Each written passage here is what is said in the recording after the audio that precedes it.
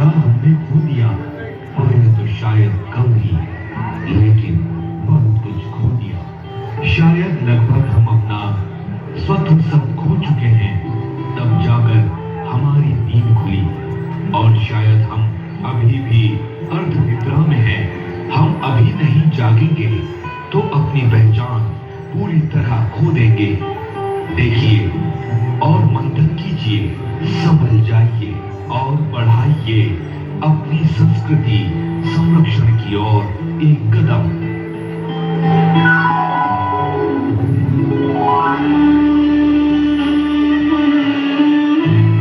ये हैं हमारे पड़ोसी वर्मा जी, भारतीय संस्कृति के संवाहक दिव्य व्यक्तित्व, और उनकी पत्नी साक्षात ममता की मूर्ति। उनके बच्चे इतने आज्ञाकारी और सुशील, जैसे कि सद्गुणों की गंगा बह रही हो।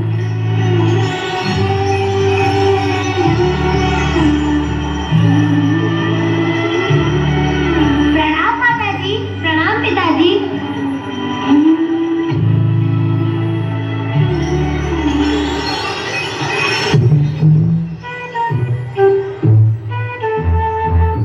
और ये है हमारे पड़ोसी शर्मा जी, विदेशी संस्कृति का भूत चढ़ा है इनके सिर पर। और उनकी आधुनिक पत्नी एकदम लापरवाह। उनके बच्चे सिर्फ जिद्दी, झगड़े और घमंडी।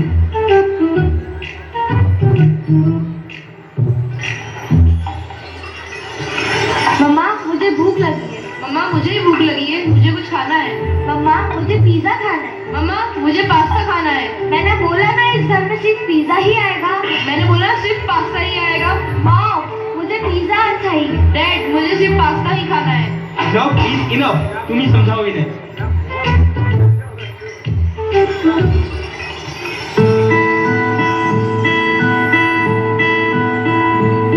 अब ये बच्चे बड़े होकर पढ़ाई के लिए स्कूल जाते हैं। वर्मा जी के बच्चे भी पढ़ते तो अच्छे पब्लिक स्कूल में हैं, लेकिन शर्मा जी के बच्चे ऐसे स्कूल में जहां हिंदी बोलने पर जुर्माना, मेहंदी लगाने पर जुर्माना, बिंदी लगाने पर जुर्माना और शिक्षा की भाषा, संस्कृति, सोच सब कुछ हमारी संस्कृति से अलग।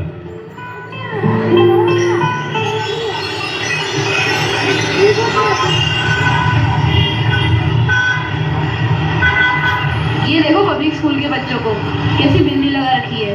अगर हमारे स्कूल में लगा ले तो पनिशमेंट तो मिलती ही है। इनके हाथ तो देखो कैसी मेहंदी लगा रखी है। ऐसा लगता है जैसे कहीं कीचड़ में से गंदे करके लाए हैं। ए हेलो, व्हाट्स योर नेम? मैं शिवा। मैं नंदिनी। इनके तो नाम भी ऐसे ही है।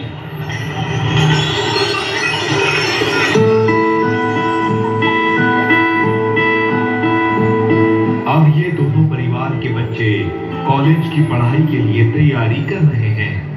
संयोग से एक ही कॉलेज में इनका एडमिशन होता है। बच्चे बड़े हो गए हैं और परिवार में माता पिता बंधन मुक्त, लेकिन दूसरे परिवार में और ज्यादा दायित्व है।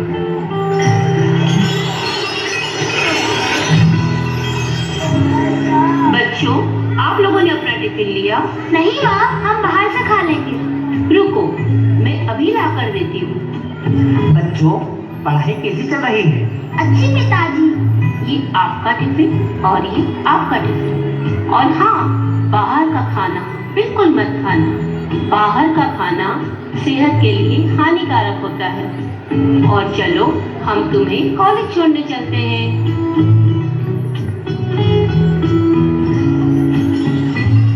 Good morning mom.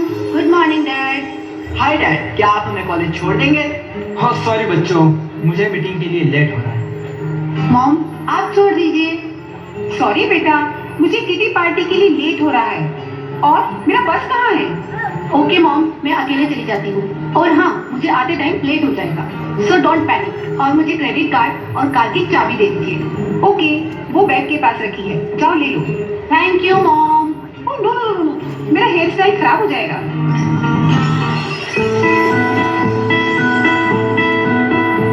जब माता पिता को सबसे ज्यादा ध्यान देना है, सकारात्मक निर्णय लेना है, तब ही सब पालक ये सोचकर कि बच्चे बड़े हो गए हैं, अपना निर्णय स्वयं ले सकते हैं, या बच्चों की गैर वाजिब जिद के आगे झुककर अपने दायित्व की इतिश्री मांग लेना क्या सही है?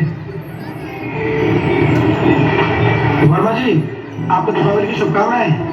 आपको भी बहुत बहुत शुभकामनाएं भाई साहब। आइए ना भाई साहब, आइए कुछ मीठा लीजिए। प्रणाम काका जी, प्रणाम काकी जी। शर्मा जी, दीपावली पर कहाँ जा रहे हैं? अब ये मुंह मीठा कीजिए। Thanks, same to you. We are going for outing. Hi uncle, hi aunty. इधर पटाखों से कितना पॉल्यूशन हो रहा है। Oh god, too much pollution is here. We'll celebrate New Year together. Bye bye. Happy Diwali.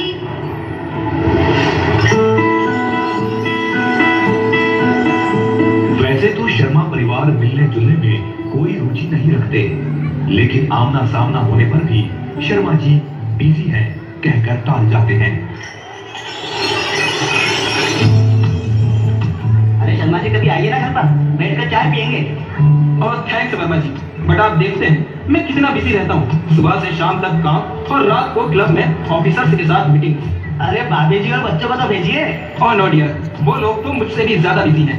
हम लोग काम में ज्यादा फोकस करते हैं, वाइफ किटी पार्टी में बिजी और बच्चे कोचिंग, फ्रेंड्स और गेम्स में busy. So very sorry dear, पर एक बात कहूँगा, अपने बच्चों को जरा फ्रीडम दीजिए। बच्चे अपनी पढ़ाई लिखाई खेलकूद सबके लिए स्वतंत्र हैं, पर आप या तो भाभी जी हमेशा उनके साथ में रहते हैं। ये तो बहुत जरूरी है शर्मा जी कि हम उनका ध्यान रखें, क्योंकि ये उनकी लाइफ का सबसे नाजुक मोड़ है। ओह वर्मा जी, आप तो काफी पुराने ख्यालात के हैं। मैं तो अपने बच्चों को विदेश भेज रहा हूँ स्टडी के लिए, वहीं उनका फ्यूचर बनेगा। लेकिन शर्मा जी, आपको तो हार्ट की बीमारी है ना, फिर भी आप अपने बच्चों को विदेश भेजेंगे? अब वर्मा जी, ये सब तो नॉर्मल रूटीन है, और बच्चे भी तो यहाँ स्टडी करना नहीं चाहते। और देखिए, हम लोग खुले विचारों के हैं।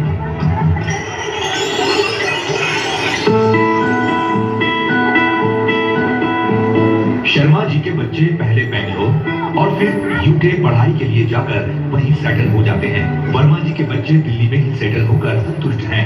एक दिन शर्मा जी को अचानक दिल का दौरा पड़ता है। पड़ोसी होने के नाते वर्मा जी उन्हें हॉस्पिटल में भर्ती करते हैं।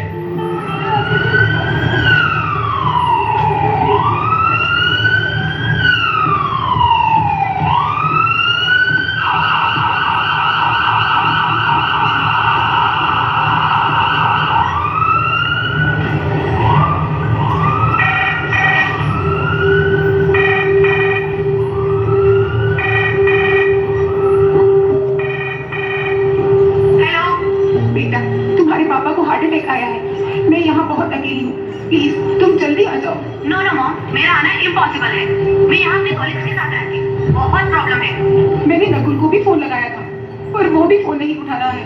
मॉम, यहाँ सांस लेने की भी फुर्सत नहीं है, और आपको फोन की पड़ी है। और नकुल, उसका मुझे नहीं पता। मॉम, मैं भी नहीं मिल पाती हूँ उससे। तो प्रिया, तुम्हारे पापा बहुत सीरियस है, प्लीज ट्राई टू अंडरस्टैंड। तुम सब जल्दी आ जाओ। और मॉम, जो भी ट्रीटमेंट करेंगे वो डॉक्टर्स करेंगे, मेरा वहाँ क्या काम है?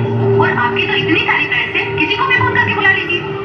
बेटा, अगर मुझे पता होता तुम वहाँ जाकर इतने हार्टलेस हो जाओगे, मैं तुम्हें कभी विदेश नहीं जाने देती।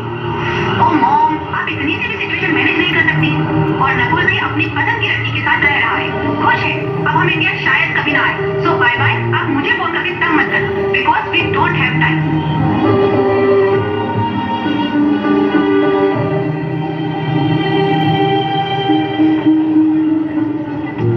वर्मा जी, आपने अपने बच्चों को बहुत अच्छे संस्कार दिए हैं। काश हम भी अपने बच्चों को इतने अच्छे संस्कार दे पाते।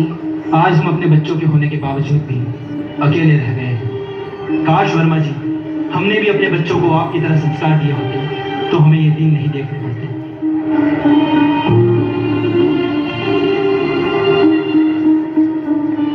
ये संपूर्ण कहानी हमारी दृष्टि इस बात की ओर करती है कि क्या हम अपने बच्चों के लिए सकारात्मक दृष्टिकोण के साथ उनका पालन पोषण कर रहे हैं, उन्हें अपनी संस्कृति से अलग कर रहे हैं, या उन्हें अपनी संस्कृति के साथ जोड़ रहे हैं। अब ये फैसला आपका है।